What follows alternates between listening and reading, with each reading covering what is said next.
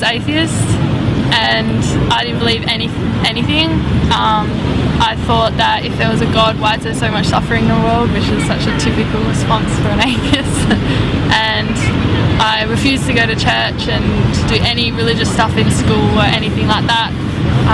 But now looking back at it, I was just thinking before, I had a big issue with Jesus and how they say he's the Son of God.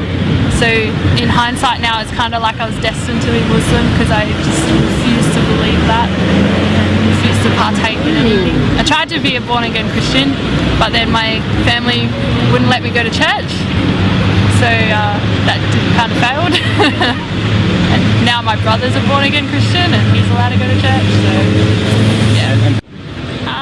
Well, I met my husband through work, and when I was first interested, I was like, well, I want to know about his background, so I googled and looked into it and found about Islam, and the more I found, the more I was like, yeah, this is what I believe. Like the modesty part really hit home with me, and treatment of women and stuff is, yeah, I just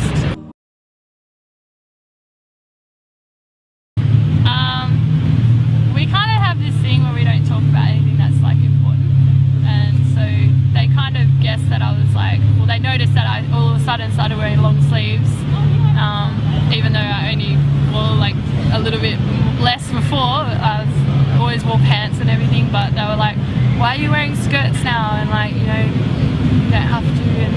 And we had a conversation on the phone that was about specifics in Islam. Like my mum wanted to know about, she didn't want to know about the religion, but she wanted to know the rules, which is kind of the same thing. And I kind of told her, because she thought that I have to walk behind my husband and I'm not allowed to talk loud or say what I want, and that I had to cover my face or stuff like that. And so I had to explain that yes, my kids will be able to go to the beach, and they will be able to go to their house for Christmas, even though we don't celebrate Christmas. It will just be a holiday instead.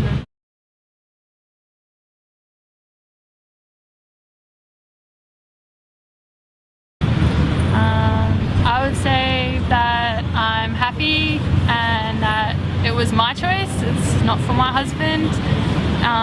For new sisters, ignore what everyone else says, that you're doing it for your husband if you just happen to marry a Muslim.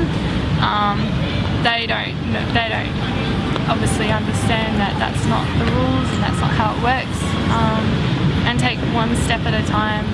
I found I got overwhelmed when I started reading the Idiot's Guide to Islam.